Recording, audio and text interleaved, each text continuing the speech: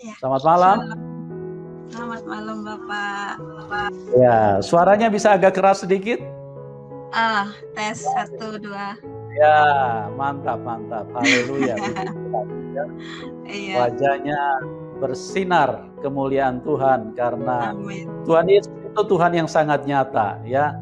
Bukan Tuhan yang dituhankan, bukan huruf-huruf yang dituhankan, tapi benar-benar Dia hidup, ya.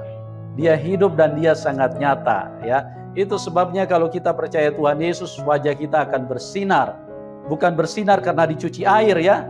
Kalau dicuci air itu cuma daki yang keluar, itu tidak ada cahaya. Tidak ada cahaya kalau cuma dicuci dengan air. Itu cuma daki yang digosok-gosok, cuma debu yang nempel, digosok-gosok keluar itu. Tapi kalau di dalam Tuhan Yesus, wajah kita diubahkan dengan sinar kemuliaan Tuhan. Ya, oke, terima kasih Mbak Ari, Anda sudah hadir pada malam hari ini. Mungkin saya tidak perlu terlalu panjang untuk menguraikan. Anda sendiri yang akan menceritakan bagaimana kisah yang begitu luar biasa. Anda berjumpa dan berjalan bersama dengan Tuhan Yesus seperti seorang bapa yang menuntun anaknya, atau seperti seorang sahabat sejati yang siap menyerahkan apapun yang ada di dalam hidupnya. Oke Mbak Ari, waktu dan tempat saya serahkan kepada Anda, dimulai dari latar belakang. Oke. Shalom semuanya saudaraku, dimanapun Anda berada. Perkenalkan, nama saya Ari Mulyani, saya dari Lampung. Saya mau menceritakan bagaimana saya itu bisa bertemu dengan Tuhan Yesus. Sebelumnya saya mau menceritakan latar belakang saya dulu. Saya dilahirkan dari keluarga Muslim, tapi Muslimnya bukan Muslim yang begitu taat, ya sedang-sedang. Ibu saya sinden, bapak saya juga seniman, lalu nenek saya itu dukun beranak melahirkan, lalu kakak saya yang dari bujang itu sudah menjadi paranormal. Kakak pertama saya laki-laki. Nah, dulu saya masih kecil, itu sekitar umur berapa ya, kelas 5 SD lah. Kelas 5 SD itu orang tua saya pisah, bercerai. Nah, ibu saya nikah lagi dengan orang lain, bapak saya tetap sendiri. Saya tidak mau ikut ibu ataupun bapak, saya ikut nenek sampai lulus SD. Begitu lulus SD, saya sekolah SMP. Seperti hari-hari orang Muslim umumnya, Muslim umumnya ya ngaji, ya sholat, ya apa seperti itu. Tapi kalau bapak saya itu tidak mengajarkan sholat, tidak. Tapi saya cari sendiri sama kakak saya perempuan, itu mencari sendiri, pergi ke musola. Seperti itu, karena yang terdekat dari rumah itu musola. Jadi masih kecil-kecil gitu pergi ke musola, ya ikut-ikut belajar ngaji, belajar sholat, seperti itu. Ya bisa, cuman ya namanya anak kecil ya bisanya ya bisa aja kayak gitu kan. Lalu setelah saya pindah ke tempat bapak saya sekolah SMP, di situ saya sudah mulai sudah agak mengerti lah sedikit-sedikit ngaji itu, sudah sampai Al-Quran. Lalu kelas 2 itu saya mulai ada pertanyaan-pertanyaan. Saya sudah hatam 2 kali waktu itu, sudah hatam 2 kali di Al-Quran. Saya tanya sama bapak saya mau ikut sekolah yang di madrasah situ, saya bilang kayak gitu. Lah kenapa, katanya kan karena di situ bisa ada arti dari Al-Quran. Aku kepingin belajar arti dari Al-Quran itu apa. Saya bilang seperti itu. Bapak saya bilang silahkan, dibolehkan, tetapi jangan terlalu dalam, nanti kamu ndak stres. Kamu nanti ndak, ya intinya jangan terlalu dalam begitu. Saya bilang oke. Terus saya seperti biasa berjalan seperti biasa, pelajaran demi pelajaran saya lalui. Tibalah waktu itu saya ada pertanyaan yang agak mengganjal, agak kurang enak di hati lah, seperti itu, tentang waktu itu dibilangnya orang nikah kalau ada masalah itu boleh bercerai seperti itu. Tetapi sebenarnya itu dibenci Allah, begitu kan lah. Saya kan ya di situ ada pertanyaan, boleh cerai tapi dibenci Allah loh, kok iso kayak gituin, kenapa, saya bilang kan lah. Terus di situ ada bisa jawab, intinya jawabannya ya, tapi nggak masuk lah, nggak enak di hati. Saya ya udahlah, oke lah, karena masih kecil. Lalu hari kemudian juga saya masih bertanya lagi, nah kalau seumpamanya suami istri, nah kalau seumpamanya KDRT seperti itu, kalau KDRT lah nanti gimana ya, pokoknya intinya boleh cerai tapi dibenci Allah, dibilang gitu. Lah ya saya terus cetuk tanya lagi, lah kalau dibenci Allah itu apa nggak masuk neraka, saya bilang kayak gitu kan. Kamu itu loh, jawabannya yang terakhir karena memang mungkin terlalu saya terlalu cerewet, akhirnya jawabannya seperti, kamu tuh loh perempuan, kamu tuh kalau mau masuk surga nantinya ya kamu yang penting ikut laki-laki, maksudnya ikut suami kamu, seperti apapun kamu manut. Ya saya ngeyel, setelah ngeyel di situ saya dimarah-marah. Dari marah-marah itu saya ngomong sama bapakku, kalau tadi aku ribut, aku tanya gini gitu nggak ini, akhirnya bapak bilang nggak usah berangkat lagi.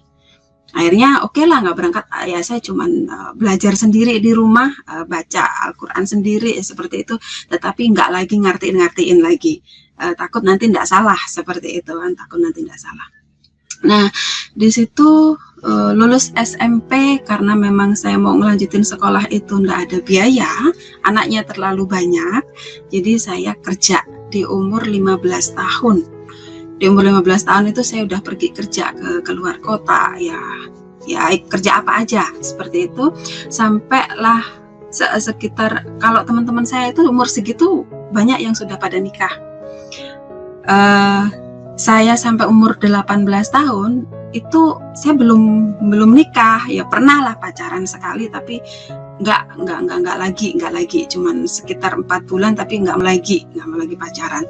Lalu 18 tahun itu pas waktu saya pulang dari kerja, bapak saya bilang, kamu sudah termasuk dewasa, teman-teman kamu sudah pada nikah, kapan kamu nikah, katanya kan, nanti kamu nggak dibilang perawan tua seperti itu, nah nggak baik, katanya kan. Akhirnya dari situ saya doa, sholat, saya doa, saya bilang, aku nggak mau pacaran, kalaupun siapapun nanti yang mau dengan saya, dia berani nembung saya, ngelamar saya langsung, nembung sama orang tua saya terima. Saya mau siapapun itu, yang penting satu, masih bujang dan orang baik-baik, saya bilang kayak gitu. Nah benar, itu di umur 18, nggak lama dari situ, umur 19, saya ketemu sama orang itu, yaitu suami saya. Dia begitu kenal, ngomong senang, dan aku tantang seperti itu, dia langsung berani ngomong sama orang tua, dan sebulan kemudian dari kenal saya nikah. Jadi cuma 1 bulan perkenalan lalu kami nikah, seperti itu. Nah di perjalanan, di saat kami nikah, kami kan sama-sama muslim ya, di perjalanan itu ya namanya orang nggak tanpa pacaran tuh ya kaget pastinya, ya nggak tahu sifat, latar belakang seperti apa itu belum tahu sama sekali, taunya cuman ini orang tua saya, ini kakak saya, ini adik saya, seperti itu doang. Untuk yang lain-lain, sifat segala macam belum tahu. Nah begitu mengancik, saya udah langsung hamil ya, langsung hamil. Di bulan kedua saya nikah, udah nikah itu saya langsung hamil. Begitu saya hamil pertama saya biasa aja, kedua saya bisa, maksudnya bulan kedua setelah bulan keempat itu mulai agak gesekan keluarga itu kuat banget, karena di mertua itu alirannya agak keras sedikit, untuk muslim yang agak keras sedikit. Saya sih ya anggap aja agak keras kayak gitu, karena berbeda banget dengan yang kami lembut seperti itu kan. Kami tidak selalu dengan kata-kata keras, jarang sekali dan udah alirannya lumayan cukup keras. Keluarga itu juga cukup disiplin, karena mertua itu pensiun ABRI ya. Jadi lumayan disiplinnya tinggi banget. Bukan hanya disiplin dalam hal yang positif, tetapi dalam hal negatif pun KDRT itu mulai seperti itu. Begitu KDRT mulai dan keluarga besar yang pihak suami itu benar-benar tiap hari berantem itu hari-hari seperti itu. Jadi saya merasa nggak nyaman. Begitu saya merasa nggak nyaman, saya ngomong, saya protes kan. Saya protes, saya bilang kayak gini nih nggak bener. Masa iya sih keluarga kok kayak gini tiap hari berantem? Saya bilang kayak gitu. Itu saya mulai nggak suka, agak nggak sukain lah gitu. Akhirnya saya karena nggak disukain, saya pulanglah ke orang tua saya. Orang tua saya seperti biasalah seperti itu, tapi suami saya memang keras banget. Masih hamil itu saya sering ditendang sampai pernah pendarahan, tapi saya bersyukur walaupun nenek saya itu tidak mengenal Tuhan, tetapi dia punya keahlian di bidang untuk dukun pijit tadi, dukun beranak tadi. Saya cuma lari ke tempat nenek saya dan saya cuma dipegang perutnya, habis itu besoknya udah normal lagi, nggak keluar lagi darah yang pendarahan itu. Nah setelah itu saya seperti biasa lagi, oke lah, sudah dimaafin kayak gitu, seperti biasa lagi. Dan di umur 7 bulannya saya di 7 bulanin seperti biasa umumnya orang 7 bulan, dimandiin kembang, pakai kelapa muda seperti itu. Terus ada marhabanan juga, lalu ada baca surat Yusuf. Kalau laki-laki biar ganteng anaknya, nanti kalau perempuan nanti biar cantik seperti Maria, jadi nanti dibacain di Maria sama di surat Yusuf, itu di Al-Quran ada. Lalu setelah 7 bulan selesai, 8 bulan itu ada ribut besar lagi, akhirnya suami saya diusir sama mertua. Diusir sama mertua. Karena suami diusir ya otomatis saya ya agak gimana ya, nggak enak gitu kan ya, masa iya suami pergi, masa saya di situ diem aja kan. Akhirnya saya pergi pulang ke orang tua saya. Ternyata suami saya ada di orang tua saya. Begitu. Nah di situ mulai ada sebulan lagi, di situ udah umur 8 bulan lebih sedikit, hampir mau ngelahirin. Berantem lagi sampai saya ditendang lagi perut saya jatuh dari ranjang. Itu benar-benar gelundung, itu dengan perut besar umur 8 bulan lebih seperti itu. Dari situ orang tua marah-marah ya, sampai bilang pokoknya kamu kalau kayak gitu terus nanti begitu lahir udah kamu cerai aja, seperti itu. Kamu keterlaluan banget, dibilang kayak gitu. Kamu nggak ngeliat istri kamu hamil, apalah bla bla segala macam. Saya cuma nangis. Akhirnya saya berangkat ke dokter juga. Saya berangkat ke dokter untuk ngecek semuanya karena kan belum wayahnya melahirkan, takutnya nanti ada apa-apa. Kata dokter enggak ada apa-apa. Jadi saya kembali lagi, saya cuma dikasih vitamin saja sampai mau ngelahirin. Nah begitu ngelahirin ya oke lah, nggak masalah, dengan lahir dengan sehat dan puji Tuhan anak saya normal, tidak ada masalah apapun, walaupun sering pendarahan di umur 4 bulan waktu kandungan sampai 8 bulan juga jatuh. Puji Tuhan anak saya sehat, tidak kurang suatu apapun. Lalu di perjalanan saya pindah lagi ke mertua lagi karena memang belum punya rumah sendiri. Jadi saya masih sana sini di tempat mertua. Saya bikin gubuk, di pekarangan mertua saya bikin gubuk sendiri. Di situ saya belajar untuk mandiri, belajar untuk berdikari sendiri seperti itu. Nah di situ baru umur 3 bulan saya masuk rumah itu ya, gubuk itu. Nah suami kerasnya tambah lagi. Anak saya yang waktu itu umur 1 tahun itu sudah sering dipukul, sudah sering ditendang, sampai saya itu untuk ngelindunginnya itu babak belur. Dan kalau suami saya itu menghajar kami, itu orang tua ikut, mertua itu ikut.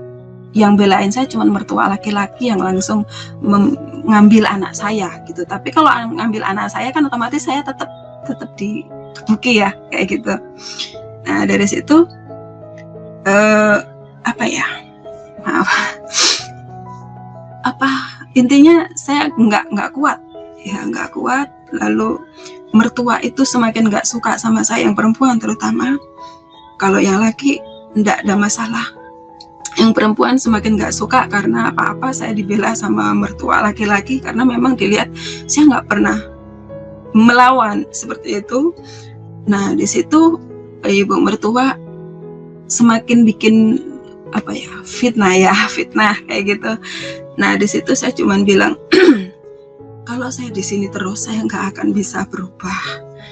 Tapi aku harus gimana? Saya masih punya anak kecil yang masih butuh disusuin seperti itu, karena waktu itu umur 1 tahun. Lalu ada karena memang kecilnya aku itu umur 3 tahun itu indigo ya. Kata mama saya dari umur 3 tahun itu sudah bisa melihat sesuatu, tetapi karena itu masih bahaya saya ditutup seperti itu. Kalau kalau dukun itu bisa seperti itu, dia bisa nutup penglihatan itu. Lalu karena itu memang dari lahir, otomatis begitu saya dewasa itu bisa ngebuka lagi, bisa kebuka sendiri. Waktu itu ada seliweran, kalau orang Jawa seliweran ya, apa selalu lalu lalang kayak gitu kan di depan aku, setan entah apa, tapi itu aku lihat setan sih ya, ngomong bisikin kayak gini, kamu pergi aja dari sini, dibilang kayak gitu. Kamu tuh di sini nggak dihargain, kamu pergi aja, kamu cerai aja, katanya kayak gitu. Lah, otomatis kan saya nggak mau ya, nggak mau. Anak saya masih kecil, kamu jangan mempengaruhi saya, kamu setan, saya bilang kayak gitu. Dia ketawa, kayak gitu kan. Nah, terbang kayak gitu, ngakak. Nah terus saya kurang ajar kamu, saya bilang kan. Nah, dari situ terus saya sholat. Aku harus gimana? Saya nggak mau kayak gini terus. Lalu di situ saya kok kakak saya pulang dari kerja itu dia bilang, kamu mau nggak berangkat ke luar negeri? Dia bilang kayak gitu. Anak saya masih kecil mbak, saya nggak mau. Saya bilang ya nanti disape dulu, kalau memang kamu di situ terus kamu nggak akan berubah, kamu akan gitu terus, suami kamu nggak akan berubah juga. Dia bilang kayak gitu. Itu suami kayak gitu, kalau memang kamu nggak mau cerai, kamu harus ngajar suami kamu dengan cara yang tegas juga. Dia galak nggak bener, dia bilang kayak gitu kan, kata kakak saya. Akhirnya di situ anak saya umur 2 tahun udah lepas susu, saya berangkatlah ke Singapura. Karena dulu prosesnya agak lama kan, di PT itu persaingannya cukup ketat. Saya berangkat itu di PT sekitar 6 bulan, lalu saya berangkat ke Singapura. Di Singapura sekitar 1,5 tahun karena memang banyak masalah ya, karena memang banyak masalah di rumah. Saya pergi itu bawa masalah, otomatis di pikiran, di hati itu selalu nggak enak kayak gitu kan, selalu merenung anakku gimana. Mana waktu itu kan belum ada HP ya, tahun 2003 2004 itu belum ada HP itu masih sangat mahal, ada tapi masih sangat mahal. Jadi ya aku belum punya. Lalu juga aku mau ngirim surat itu juga males kayak gitu. Malesnya ya karena ngelihat udah disuruh cerai seperti itu, udah disuruh cerai. Jadi ya enggak lah, yang penting aku tahu, aku yakin anakku sehat seperti itu. Lalu di situ selama 1,5 tahun seperti biasa pula, karena kan memang kalau dapat majikan Cina, mohon maaf ya, dulu kalau sekarang udah berbeda. Kalau dulu itu enggak boleh sholat, enggak boleh pokoknya banyak hal yang tidak diperbolehkan. Banyak hal, ini nggak boleh, itu nggak boleh, ini nggak boleh. Nah seperti itu. Dari situ saya kan ya punya akal lah dipakai. Saya bawa kain panjang, kalau orang Jawa itu jare. Nah itu saya pakai lengan panjang, kaki ketutup panjang juga. Nah jare itu untuk tutupin begini. Saya sholat karena saya dapat ruangan sendiri, saya dapat kamar sendiri. Jadi setiap malam, karena bisanya sholat cuma malam, kalau siang nggak bisa karena kerja. Jadi setiap malam saya sholat cuma isya, maghrib, sama kalau mau itu tahajud, kalau enggak ya enggak. Tapi saya juga bawa Al-Quran kecil segini. Karena Al-Quran kecil segini ini kan bisa disakuin ya, maksudnya bisa masuk tas kemanapun, bisa dibawa. Seperti itu. Jadi di situ saya setiap malam pun ngaji. Nggak ketang cuma di dalam hati atau cuma umi kayak gitu kan. Tapi setiap malam saya ngaji. Di titik yang agak berat banget, hari-hari itu agak berat banget. Hari Minggu, majikan itu lagi ada acara, pergi. Dia pamit ngomong kalau nanti aku pulang malam, seperti itu. Jadi kamu baik-baik di rumah, makan cukup, disediaan juga, terserah kamu makan apa aja silahkan, yang penting anjingnya dijaga, dikasih makan. Dia bilang kayak gitu. Oke, saya bilang di pagi, hari Minggu pagi jam 9 itu kan saya kan mainan sama anjing. Mereka udah pergi dari jam 7, aku mainan sama anjing jam 9 pagi hari Minggu, itu mainannya keluar ke pagar kayak gitu ya, saya ambil mainan lagi, keluar lagi ya, seperti itu. Lalu nggak lama anjing aku itu keluar itu yang biasanya itu dia di tempat rumputan, itu ada di plester ya, jubin ya, di jubin. Nah di situ saya agak gerutu. Saya teriak-teriak, aku agak gerutu waktu itu. Saya bilang, kamu nih loh orang biasanya ngising di sana, di sana, kok kamu nya di sini? Saya bilang kan, saya agak marah gitu. Sambil nyekatin, di situ masih nyekatin lantainya, bersihin itu nya itu, ada suara manggil saya. Dibilang, Ari, dibilang kayak gitu kan. Ih, apa itu? Kok ada suara? Ya, saya pikir setan ya. Saya pikir setan karena udah bisa melihat, tetapi nggak tiap hari juga, maksudnya hal-hal yang perlu saya ungkapkan mungkin saya bisa, tapi kalau enggak ya enggak, seperti itu. Saya nggak mau, karena kalau ngeliat setan tuh capek, badannya capek banget, seperti itu. Jadi di situ kok ada suara saya gitu kan, tapi kok Jawa, nggak mungkin, udahlah tak cuekin lagi. Nah terus suara itu ada lagi, manggil lagi, Ari katanya kan, Nduk katanya. Terus kok Nduk sih? Siapa sih? Alah bodo amat lah, saya bilang kayak gitu. Dia bilang itu, saya cuekin, saya main seperti biasa, aktivitas seperti biasa. Sore hujan nih, hujan karena kerjaan udah selesai semua, otomatis saya mainan lagi sama anjing kan, mainan lagi. Setelah mainan, bola itu keluar lagi di garasi, luar garasi kan. Nah saya keluar ambil. Setelah ngambil, hujan tambah deras. Saya mau masuk kan, nggak tahu kenapa kok bisa nggak bisa ngebuka kayak gitu kan, nggak bisa ngebuka. Saya cuma diem depipil ya, ngiup ya, berteduh di pagar kayak gitu kan. Nah, situ anjingnya nyamperin saya sambil gini-gini kan, pegang kaki saya kan, sambil kayak intinya manggil masuk kayak gitulah. Nah terus saya cuma elus-elus kepalanya, ya nanti ini bentar lagi mungkin bisa dibuka, saya bilang ini susah dibuka. Nggak lambat dari situ suara itu manggil lagi yang pagi tadi, Ari masuk katanya kan. Nah terus, loh kok ada suara lagi sih, saya bilang. Ya kan saya yakinnya kenapa kok saya bingung lah, orang di rumah nggak ada siapa-siapa, dan saya nggak kenal siapapun di situ kan, nggak pernah keluar, nggak pernah ini, saya tuh cuma kenal sama majikan kayak gitu. Otomatis ya saya, siapa sih kayak gitu kan. Akhirnya saya jawab di situ, siapa lo panggil terus dari tadi, kataku kan.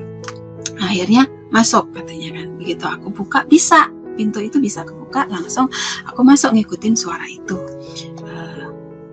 Ke belakang dibilang kan, ikut saya ke belakang. Begitu ke belakang dia bilang, ngacau, berkaca kayak gitu kan. Nah karena di belakang itu adanya kaca itu di depan toilet, akhirnya saya masuklah di situ. Begitu saya ngacanya kan bulat tuh. Saya ngaca, saya kaget di situ.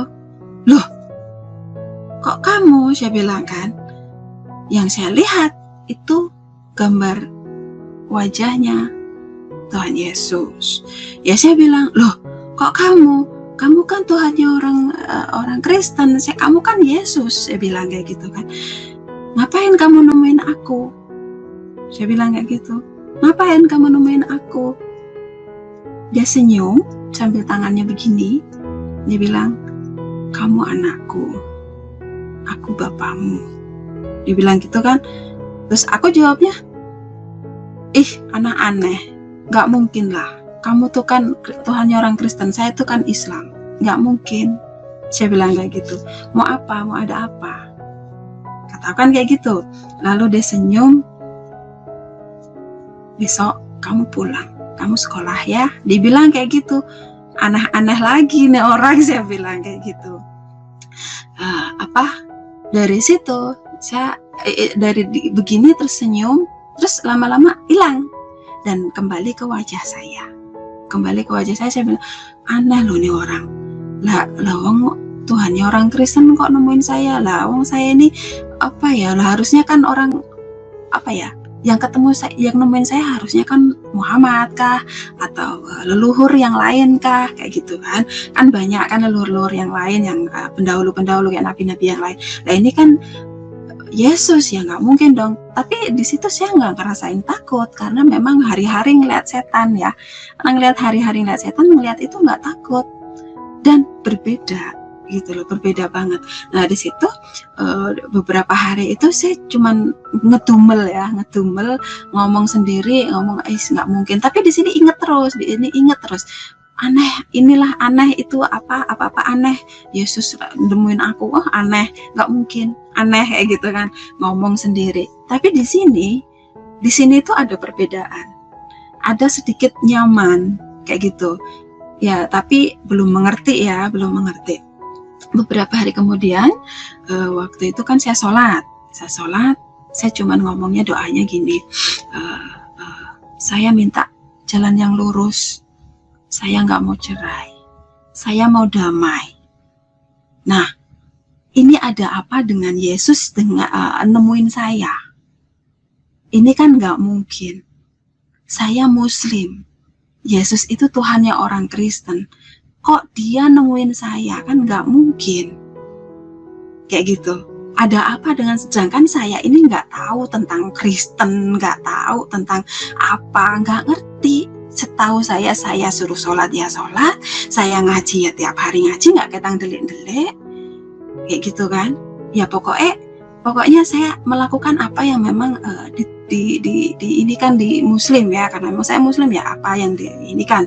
Nah terus hari-hari saya tetap seperti itu doanya. Pokoknya saya minta jalan yang lurus, saya minta damai, saya nggak mau cerai. Lalu itu kan ketemunya hari Minggu.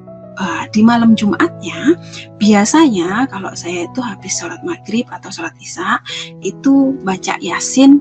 Kalau setiap malam Jumat itu minimal 3 kali. Nah di saat itu, karena memang doaku kok kayaknya semakin naik lagi, semakin itu lagi yang didoakan. Lalu di situ baca Yasin itu lebih dari 3 kali. Berkali-kali nggak kerasa sampai malam jam 11 lebih dikit lah, belum ada jam 12. Di situ saya bilang gini, aku mau sholat tahajud lah nanti, saya bilang kan. Tapi aku mau tidur dulu. Karena apa? Kalau nggak tidur dulu itu kan kurang baik, Mas. Nggak tahu ya, kurang afdal atau gimana gitu. Pokoknya tidur dulu baru boleh sholat tahajud. Nah, saya tidur sekitar 2 jam. Jam 2 aku ngidupin alarm kan jam 2. Nah, saya bangun. Begitu saya bangun, saya langsung seperti biasa wudhu apa segala macam, saya sholat tahajud. Nah, begitu saya sholat tahajud, di tahiyat akhir ya, sujud yang terakhir itu tuh ngerasain di sini kayak ada yang megang gitu.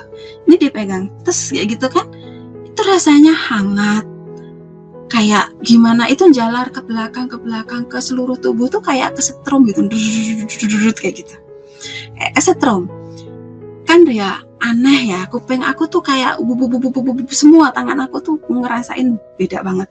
Saya bilang kok aku mau nangis kayak gitu, mau ketawa, mau nangis, ini ngapa sih badan aku kenapa? Saya bilang kayak gitu. Lah habis itu sudah kerasa semua, udah agak lama sekitar 10 menit. Itu saya duduk, udah selesai tuh saya duduk. Begitu saya duduk, saya tahiyat akhir kan, mau salam gitu, mau salam lirik kanan lirik kiri gitu. Di depan saya ada yang duduk, ada yang belum salam tuh, ada yang duduk, lalu tangan dia ini beginiin saya. begini saya, terus saya waktu itu langsung ngerasain nangisnya bener-bener keluar ya, bener-bener bener-bener nangis. Dia bilang, kamu minta damai? Ya, aku damai itu. Kamu cari jalan yang lurus untuk menyelesaikan masalahmu? Ya, akulah jalan itu yang lurus. Kamu mau tidak cerai? Ya, aku kehendaki itu. Seperti itu, lalu saya melihat langsung. Saya nggak berani nunduk lagi karena ini kayak udah nggak bisa ngomong apa-apa. Saya ngelihat langsung ini mahkota duri. Di sini darah bercucuran, seger banget.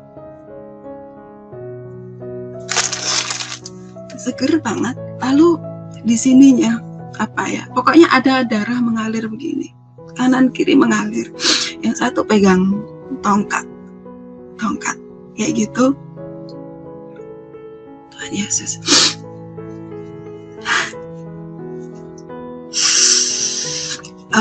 Di situ dia bilang, aku anak, kamu anakku, aku bapakmu, ikut aku. Dia bilang kayak gitu. Saya nggak bisa ngomong apa-apa, tapi hati saya ngomong, kamu siapa? Aku bapakmu. Jawabnya dia kayak gitu. Padahal itu dalam hati, kamu siapa? Karena kan aku nggak boleh ngomong karena masih sholat. Saya masih begini, gitu kan?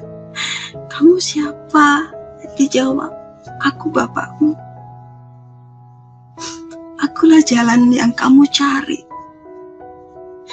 Tidak ada jalan lain yang menuju ke Bapa kalau tidak melalui aku, dibilang kayak gitu. Di situ saya nggak bisa ngomong apa-apa sampai nangisnya cukup lama. Lalu saya ingat saya masih sholat belum salam. Saya salam kanan, salam kiri. Akhirnya begitu saya tanya, sebenarnya kamu siapa? Saya bilang kan. Dia senyum. Dia di sebelah aku, dia duduk di sebelah aku, pindah di sebelah aku, dia rangkul saya dari samping diginiin. Tenang. Bukan kamu yang memilih aku, tetapi akulah yang memilih kamu. Saya masih nggak ngerti, karena kan ya memang saya nggak ngerti apa-apa, gitu kan. Itu kayak rasanya tuh kayak dipeluk seorang bapak yang luar biasa. Saya merasakan kasih sayang Bapak yang benar-benar, ini loh Bapak yang sesungguhnya. Waktu itu saya sempat ngomong, Bapakku itu di rumah, kamu gak mungkin Bapakku, karena Bapakku di rumah. Kamu kan roh, saya bilang. Gak mungkin. Aku tahu kamu roh, tapi kamu beda, kamu baik banget sama aku, saya bilang. Sebenarnya kamu tuh siapa? Bolak-balik padahal sudah dijawab, aku bapakmu, tapi aku masih tanya terus. Lalu terakhir malam itu dia bilang, besok kamu pulang, kamu pergi ke Hong Kong sekolah, gitu kan. Lalu saya semalaman itu dari jam 2 sampai pagi, sampai subuh saya nangis. Nangis itu kayak meluapkan unek-unek. Kok aku begini ya, kayak curhat gitu lah. Kayak curhat. Dia cuman beginiin. Iya, kayak gitu aja. Lalu sampai pagi, saya sholat lagi subuh seperti biasa. Nah, hari-hari itu saya merasakan sukacita, unik, nyaman kayak gitu kan, nyaman di hati itu, nyaman. Tapi di sini masih bertanya terus. Di sini masih bertanya, saya bilang, sebenarnya ada apa sih dengan aku, kok Tuhannya orang Kristen tuh nemuin aku kayak gitu, kok Yesus ini nemuin aku, sebenarnya ada apa dengan aku. Tapi nggak apa-apa lah, saya bilang, yang penting orang itu baik kok, walaupun kata orang itu ini roh itu roh ini, tapi aku ngelihat roh ini satu ini baik banget sama aku bisa curhat, aku nggak takut, nggak seperti setan yang lain seperti itu kan, roh-roh yang lain yang dia suka nakut-nakutin, dia suka ngagetin, dia suka pokoknya mempengaruhi hal-hal negatif. Ini yang saya rasain beda. Lalu di situ di hari berikutnya, waktu itu hari apa ya, Minggu kalau nggak salah ya, Minggu lagi tuh pagi majikan tuh pergi lagi. Tapi waktu yang hari Minggu kedua itu saya nggak mainan sama anjing, tidak. Cuman hari itu majikan bilang, kamu hari ini istirahat, kamu nggak usah ngapa-ngapain, pokoknya kamu hari ini istirahat total. Dia bilang kayak gitu. Jadi di situ saya kan nggak ngapa-ngapain, di dalam kamar, paling keluar cuma makan kayak gitu, nanti masuk lagi ke dalam kamar tiduran. Nah di saat itu saya duduk sambil baca Al-Quran ya, lalu saya tuh ngomong gini, kalau memang kamu benar Bapakku, sebenarnya apa sih yang membuat orang Kristen itu menyembah kamu? Saya bilang kan. Dia datang, langsung kayak langsung ada aja di sebelah aku. Dia bilang, sini, kata dia kayak gitu. Datang lagi, saya bilang kayak gitu kan. Gimana? Aku pengen tahu, saya bilang, kenapa kok orang Kristen itu nyembah kamu? Sini, buka tangan kamu. Dia bilang kan. Saya buka tanganku seperti ini, seperti orang berdoa begini. Lalu kamu lihat dalam-dalam di tangan kamu mau masuk di dalam. Seperti itu saya resapi seperti saya itu masuk ya, roh saya itu kayak dibawa masuk kayak gitu. Nah di situ dibawa ke alam lain ya, saya dilihatkan kayak layar lebar banget, tetapi saya ada, cuman itu di masa lampau kayak gitu kan, di masa yang cukup nggak ngerti kayak gitu kan. Di situ begitu masuk itu pertama kali gelap banget. Saya kan takut ya, saya langsung gandeng tangannya Bapak kan, karena tapi begini ini bisa kepegang. Tapi anehnya lah, saya bilang kayak gitu kan, roh ya, tapi kok aneh, tak tarik gini kok kepegang kayak gitu kan. Nah terus takut, jangan takut katanya kan. Oke, coba perhatikan, kamu cukup melihat. Lah begitu itu hitam pekat ya, pokoknya hitam. Terus nggak lama kemudian ada putih ya, ada putih, ada hitam. Lalu di situ ada air, lalu di situ ada angin. Begitu ada angin, di situ ada kayak debu tanah kayak gitu tuh, gerumpul, itu bentuk bulatan. Lalu di situ satu tuh tumbuh-tumbuhan kayak rumput, pohon kayak gitu tumbuh satu-satu. Lalu nggak lama dari situ ada binatang 1, 2, 3 kayak gitu kan, semua binatang ada. Lalu nggak lama dari situ angin besar tuh kayak gitu kan. Begitu angin besar itu tuh kayak debunya itu kan kayak angin puting beliung apa sih. Nah debunya kan naik tuh, itu kayak bentuk sesuatu. Begitu bentuk sesuatu langsung kayak taruh aja di tanah ya, ditaruh di tanah, itu berbentuk manusia. Lalu di situ berdiri dan hidup seperti biasa. Saya bilang, itu manusia kayak gitu, saya bilang kan. Lalu dari situ nggak lama kemudian dia kayak ditidurin gitu, plek kayak gitu kan, ditidurin. Ini kayak ngambil sesuatu di dada sebelah kiri, bunyi tek kayak gitu, terus habis itu ditaruh di sebelah laki-laki itu ya, manusia yang pertama tadi, di sebelahnya, terus wujud tutut kayak kebentuk aja, bentuklah manusia lagi, dan perempuan, ada rambutnya panjang. Nah, saya bilang, hah? Ini laki-laki, ini perempuan, ini apaan? Saya bilang kan, Pak, ini apa? Cukup kamu lihat saja. Ya, saya akan bertanya terus, tapi ya cukup kamu lihat saja, seperti itu jawabannya itu. Lalu di masa itu melahirkan 1, 2, 3 banyak manusia, satu berdatang, maksudnya nambah-nambah lah manusia. Begitu nambah-nambah, nggak lama di situ ada meja ya, kayak meja kayu kayak gitu.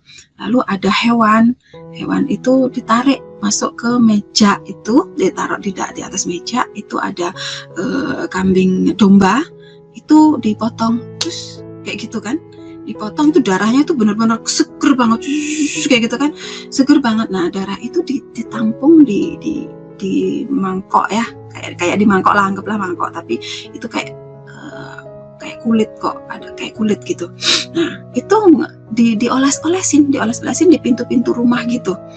Nah, dioles-olesin di pintu-pintu rumah. Lalu nggak lama dari situ, beda masa lagi, ada air angin yang begitu besar, air kayak gitu kan, tinggi, gemuruh besar banget, tinggi banget.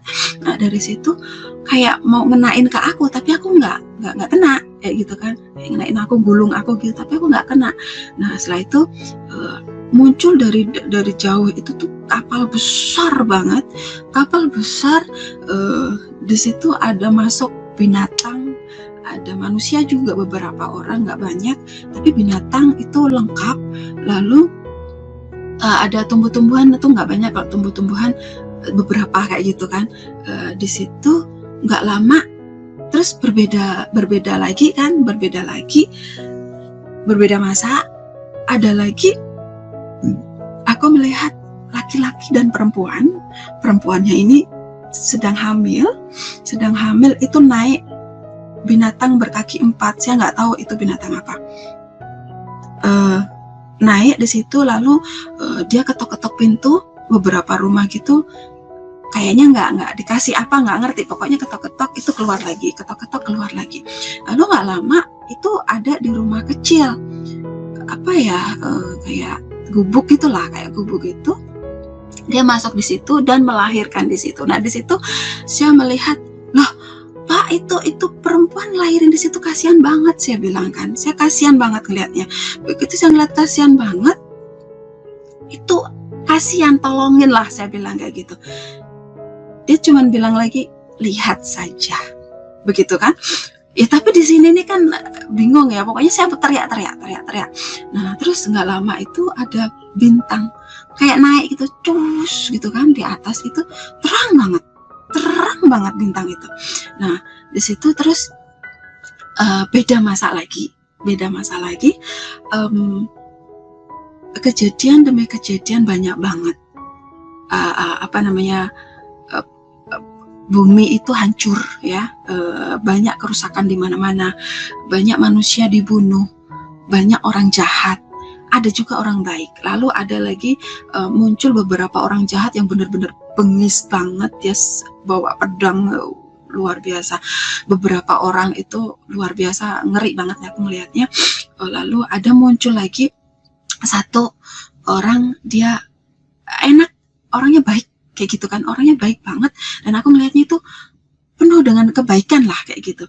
Nah, terus yang orang-orang jahat yang bawa pedang, bawa apa tadi itu kayak cuma digini kayak gitu tuh hilang kayak gitu, nggak ada aja, hilang gitu kan.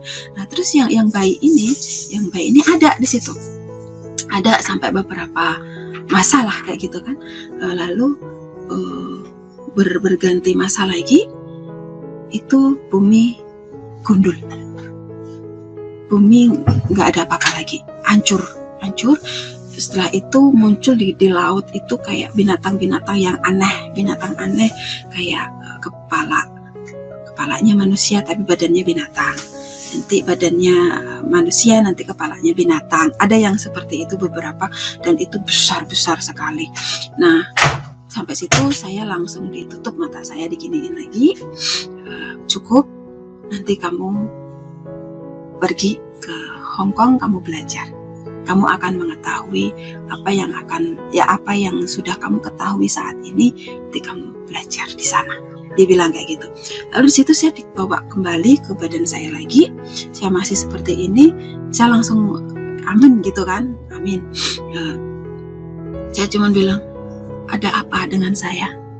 Itu saja. Besok kamu pulang, kamu pergi ke Hong Kong. Nah, karena kan saya hari-hari itu agak aneh ya, bicara sendirilah, apalah kayak gitu. Orang melihatnya saya gila. Ya, saya pulang di perjalanan itu dibilang saya gila. Padahal majikan saya baik, majikan saya kepingin ngobatin saya seperti itu. Tapi saya bilang enggak, bapak saya nyuruh saya pulang. Saya bilang kayak gitu. Akhirnya oke, diizinkan, tetapi dengan satu syarat, kamu harus tanda tanganin kalau kamu memang minta pulang, walaupun ini saya mau ngobatin kamu. Iya, saya akhirnya tanda tangan, nggak ada tuntutan sama sekali lah, intinya seperti itu. Saya pulang ke Indonesia. Di perjalanan saya dibilang gila, tetapi puji Tuhan, duit semua yang dikasih majikan utuh, tidak kurang sepeser pun, kecuali untuk perjalanan saya pulang, naik travel, sama untuk makan di jalan. Itu saja. Lalu begitu saya sampai pulang di rumah, karena kakak saya tadi paranormal ya, diobatin sama kakak saya.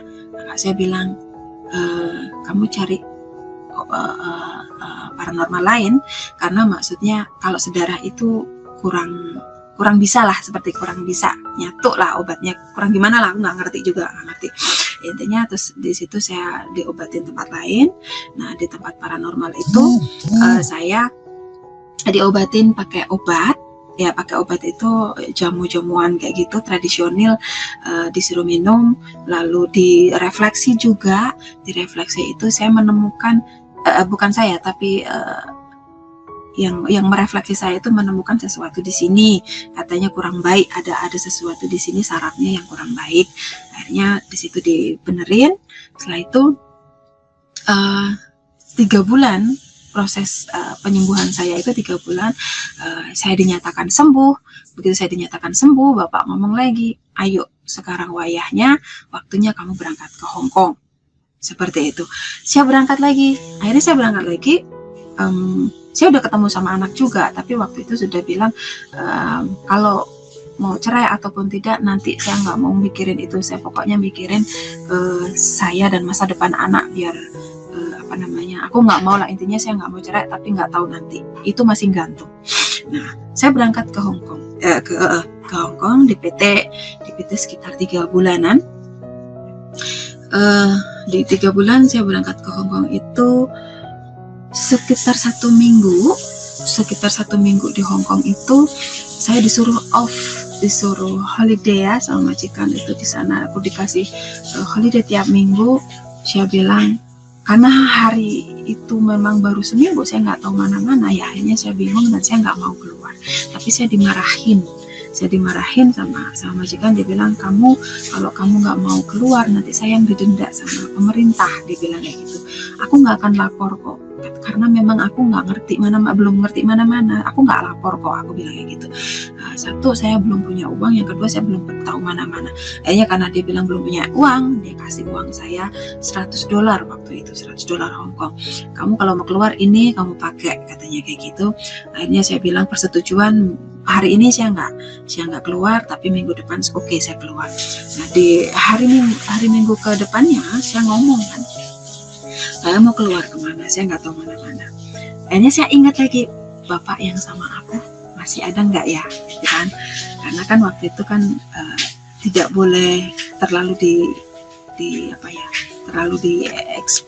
dikeluarkan lah, kalau ada apa-apa cuma ngomong di dalam hati kayak gitu kan. Akhirnya di situ karena saya saking bingungnya, saya masuk kamar, saya cuma, bapak masih ada nggak sama aku, saya bilang kayak gitu kan. Masih ada sama aku nggak, kayak gitu kan. Ada aja, langsung ada aja. Dia bilang, ada apa? Dia bilang, saya mau keluar tapi saya nggak tahu mana-mana. Iya, keluar sama bapak.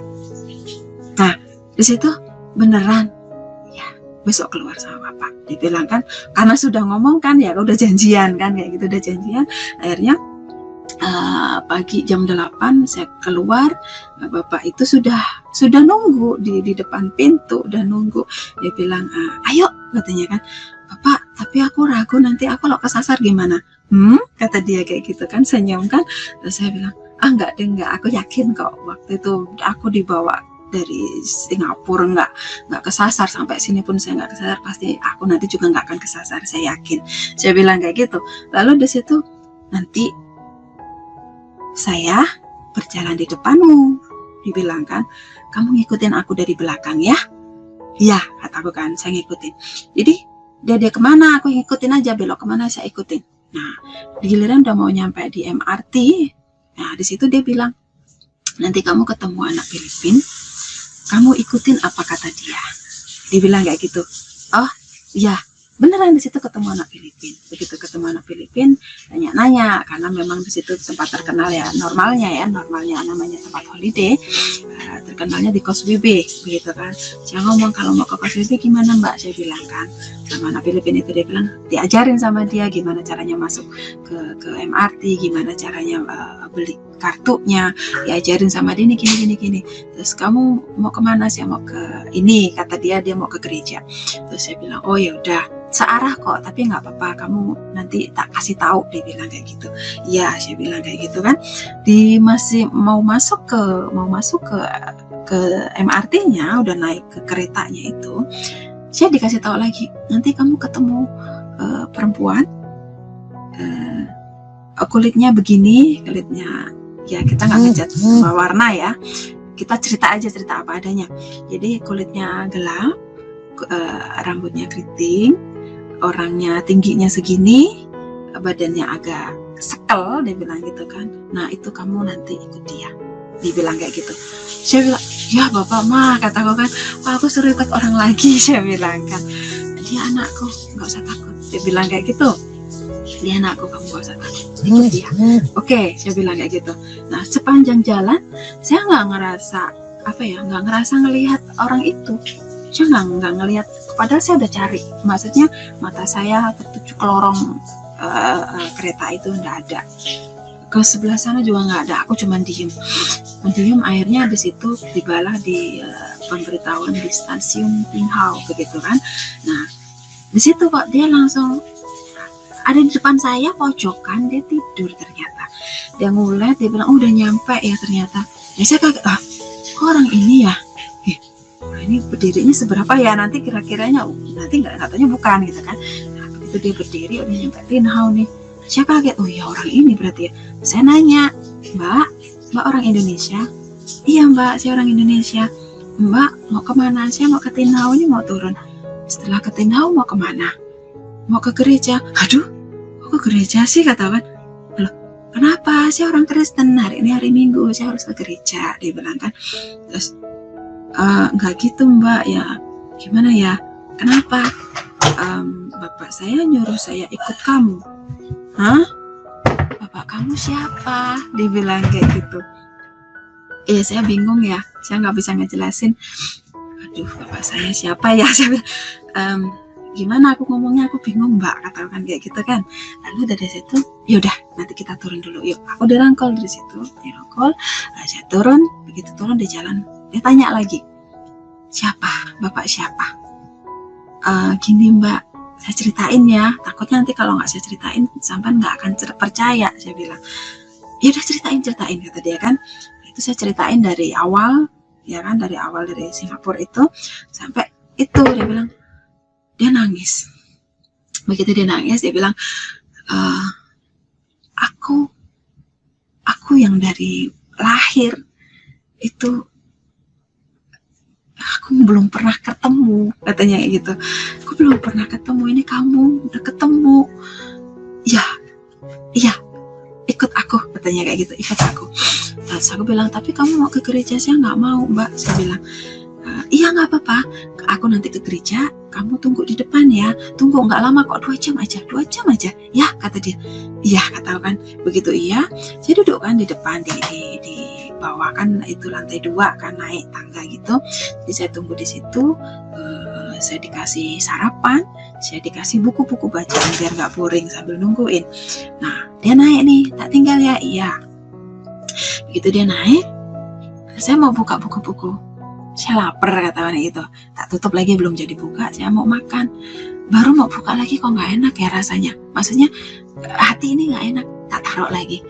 Lalu di atas itu mulai musiknya udah mulai, ibadahnya udah mulai, terus aku ngerasain kok aneh ya, gelisah gitu, berdiri duduk kayak gitu kan.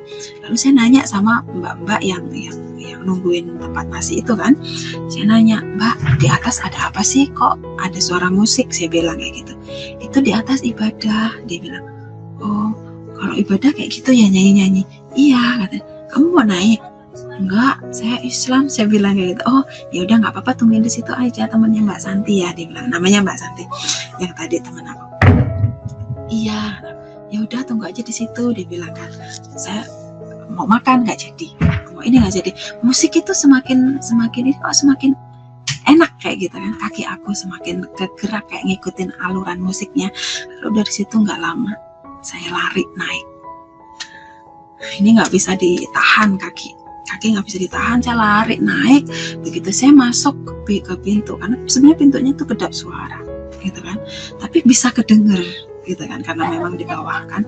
Nah, begitu aku masuk, bapak yang bersama aku di sepanjang jalan itu yang tadinya pakai baju cuman putih-putih aja, itu berubah total jadi baju kerajaan. Mahkota durinya itu berganti dengan mahkota, benar-benar mahkota raja. Dan saya bilang, hah, bapakku ganteng banget. Saya bilang kayak gitu. Begitu saya teriak, bapakku ganteng banget, kanan kiri mbak-mbak yang asar, kalau kita bilang sekarang asar ya, dia langsung negor saya, mbak lihat apa? Itu, saya bilang, saya lihat itu bapakku ganteng banget. Siapa? Di situ nggak ada siapa-siapa, mbak. Itu bapakku, itu tuh Tuhanmu. Itu Tuhanmu, Tuhan orang Kristen, itu Yesus. Itu bapakku, saya bilang. Dari situ saya, kakiku lemes, kayak ngedrop kayak gitu kan. Begitu kayak apa ya, nggak kuat apa-apalah, nggak kuat. Saya sujud ya, tanpa terasa ini ngalir nangis. Begitu nangis saya dirangkul, digandeng kan, dirangkul gitu sama dua aser. Saya dibawa di tempat duduk. Mbak Santi langsung bilang, sini itu kawanku, katanya. Gitu, saya duduk di sebelahnya. Saya pun nggak bisa duduk di kursi, saya ndeprok di bawah di lantai sampai nangis dari awal sampai akhir ya. Nah di situ gak lama ada pendetanya masuk untuk khotbah. Yang saya lihat bukan pendeta, tapi yang saya lihat Tuhan Yesus itu sendiri yang naik ke mimbar. Di situ dibilang, aku bapakmu, kamu anakku, aku mengasihimu. Bukan kamu yang memilih aku, tapi akulah yang memilih kamu. Tidak ada jalan lain, hanya aku jalan itu untuk menuju ke Bapa. Seperti itu. Di situ saya nggak bisa ngomong apa-apa. Saya cuma sepanjang itu nangis. Saya nangis. Ibadah selesai. Pokoknya banyak perumpamaan, banyak yang dikatakan. Tapi yang di sini ini terngiang banget itu. Lalu ibadah selesai. Saya diajak ya. Suaranya bisa agak besar dikit, Mbak. Soalnya kecil kedengarannya. Oke. Oke, silakan. Iya. Lalu di situ saya diajak masuk ke pendeta ya, ke ruangan pendeta. Begitu masuk ke ruangan pendeta, saya diajak cerita, disuruh cerita. Begitu, ada apa kok? Tadi ada nuding di situ, ada bapak siapa? Dibilang kayak gitu. Ya tadi saya cerita kan, akhirnya saya cerita dengan pendetanya, dengan ibu pendeta, karena laki perempuannya pendeta semua. Saya cerita di situ kalau saya dari Singapura begini sampai tempat itu. Lalu dia bilang, kamu tadi bilang suruh sekolah di sini. Iya, saya bilang, sekolah apa? Nggak tahu. Dia pegang kan, Bu Pendetanya pegang, sekolah ini bukan, dia bilang nggak tahu juga, nggak tahu. Lah terus kamu di sini suruh sekolah apa? Nggak tahu, saya bilang. Gini, di apa namanya, waktu itu saya disuruh melihat, saya ceritakan di tangan begini, langsung Bu Pendeta langsung bilang, langsung buka Alkitab, apa kamu suruh, coba kamu baca ini Alkitab, dibilang kayak gitu kan. Coba kamu baca dari pertama, apa yang kamu bisa lihat di situ, dia bilang. Begitu saya baca Kejadian ini, Alkitab pertama kali, lembaran pertama ini, saya langsung nangis. Saya langsung nggak bisa ngomong yang anak-anak. Aku bilang ini yang saya lihat waktu pertama kali saya lihat di tangan saya. Ini seperti ini di buku, kok bisa ini ada bukunya, saya bilang. Kok bisa ini ada bukunya? Di waktu itu saya melihat di tangan aku masuk, saya bilang. Oke, coba kamu tanya sama bapakmu, apa itu sekolah itu yang disuruh, dia bilang. Terus saya ngomong kan, Bapak apa bener ini, saya bilang kayak gitu. Senyum, ngangguk dan senyum. Akhirnya iya, kataku kan, begitu iya. Karena kamu Muslim, kamu harus belajar dari nol, dibilang kan, kamu harus belajar dari nol, pengenalan akan Tuhan, seperti apa, siapa itu Tuhan Yesus, dibilang kayak gitu kan. Kamu mau? Iya, saya mau, saya bilang kan. Akhirnya di situ, tapi kamu harus dibaptis, karena kalau belum dibaptis nanti kamu nggak ngerti, dia bilang kan. Oh iya, saya mau dibaptis. Akhirnya dari situ konseling untuk baptis ya. 2 minggu kemudian saya dibaptis. Setelah itu saya masuk sekolah yang Kom 100, karena aku di Bethel, di situ gerejanya gereja Bethany ya. Di situ Kom 100 ya, saya normal sih, maksudnya nggak ada masalah apa-apa ya. Saya senang karena apa, yang saya lihat dengan yang di sini selalu klop kayak gitu kan, selalu sama. Oh berarti yang tak lihat waktu itu, di sini ada. Lalu ada perjalanannya begini, ini ada kayak gitu kan. Setelah itu tibalah di pengajaran tentang pernikahan. Pelajaran tentang pernikahan di situ awal mula dibilang apa yang dipersatukan Allah tidak boleh diceraikan manusia, begitu kan. Lalu di situ saya kan ya kayak gimana ya, saya ini korban, maksudnya orang tua saya cerai, bapak saya itu nikah dengan mama saya itu juga sebelumnya udah nikah kan, udah punya anak dan nikah sama ibu saya punya, berarti saya ini apa, saya bilang kan. Lah katanya kalau berbeda itu namanya zina kayak gitu kan. Saya hasil zina. Lah terus tanya lagi, terus suami saya juga begitu. Suami saya itu ibunya itu istri yang ke terakhir kayak gitu kan, banyak istrinya juga. Lah suami saya juga hasil zina. Lah terus gimana, saya bilang. Akhirnya di situ diajarin banyak. Di situ saya bilang, lalu gimana caranya supaya kami ini tidak bercerai? Karena saya memang nggak mau bercerai, tetapi saya juga mau hidup saya benar. Saya nggak mau hidup seperti dulu, dibayang-bayangi dengan masa lalu yang dikit-dikit talak, dikit-dikit cerai, dikit-dikit talak, dikit-dikit cerai, gitu kan. Akhirnya di situ konseling lagi. Di situ pelepasan ya, banyak hal-hal yang memang ini dilepasin. Lalu ditanya lagi, kamu mau bagaimana dengan keluarga kamu? Aku nggak mau cerai. Kalau nggak mau cerai, ayo kita doa puasa. Apa maumu untuk suami dan anak kamu? Aku maunya Tuhan Yesus nemuin suami aku dan anakku secara pribadi, karena aku nggak bisa nginjilin, aku nggak bisa cerita gitu kan, karena aku baru kenal, baru tahu ini, aku nggak bisa ngomong kayak gitu kan. Di situ iya, ayo kita doa puasa. Di situ kita doa puasa, dibantu beberapa bapak pendeta, ibu pendeta juga ikut doa puasa, dan pengerja ikut doa puasa, bantuin. 3 bulan itu saya telepon. Di situ saya udah mulai punya handphone. Saya ngubungin suami.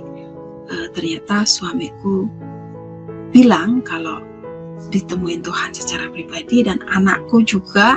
Waktu itu anakku sakit, umur 5 tahun sekitar 5 tahun itu ditemuin Tuhan secara pribadi dan sembuh. Anakku disembuhkan. Lalu dibilangnya Tuhan Yesus yang nyembuhin aku, dibilang kayak gitu. Jadi dari situ nggak lama suamiku dibaptis, dan waktu 2008 aku pulang itu anakku dibaptis. Itu begitu Bapak Yusuf ceritanya bagaimana saya bisa terima Tuhan Yesus.